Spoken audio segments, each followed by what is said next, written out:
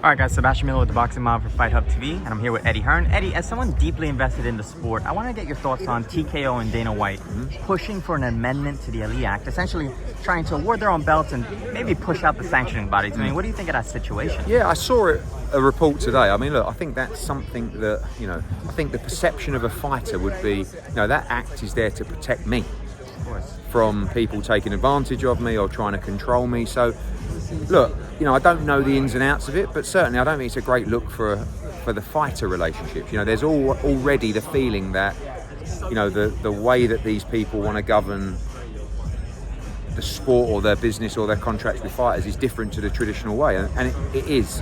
What they're trying to do is different to the traditional way, because if they're trying to get that act revoked or changed or altered, it could give a fighter an indication. So I don't know enough about it, but I think that act is there to protect fighters. Speaking of protecting fighters, a lot of people have always said with you earn with Hearn, right? What do you think of the pay structure with TKO and Dana White? I mean, I'm sure you've seen it. We don't know enough about it. I mean, look, we saw a leaked document. I mean, like, literally on Twitter, I would say 25% of what you see is true. So, like, if that is the correct, I think it's the best way to put it, if that is the correct numbers, they're not going to recruit any top level fighters at all. But I don't necessarily think that's the model.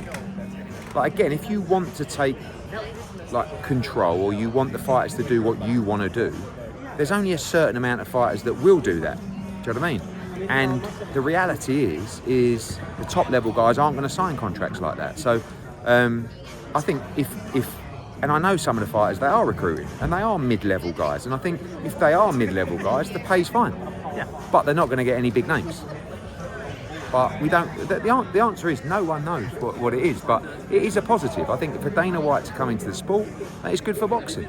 You think it's going to contribute in a good way? I think so, because it's more profile, more money into the sport, more opportunities for fighters, and probably bringing us promoters back closer together to make sure that we stand strong with the big championship fights and keeping the sport thriving globally.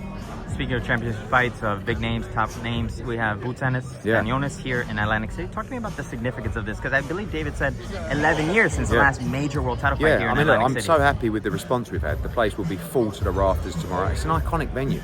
You talk about iconic boxing venues: Madison Square Garden, MGM, Ballpark Hall. I mean, you look at the names that have boxed here. So it's the perfect fight for it. It's a brilliant fight. I think it'll be an instant classic, and it's what we want. The best be the best. Number one be number two. Absolutely. Well, pleasure, Eddie. And cheers, mate. We look forward to tomorrow. See you soon. Thank you so much for watching this video, and make sure to subscribe for more videos of your favorite fighters over here on Fight Hub TV, and give us a follow online as well at Fight Hub TV on Twitter and on Instagram. We appreciate it, guys.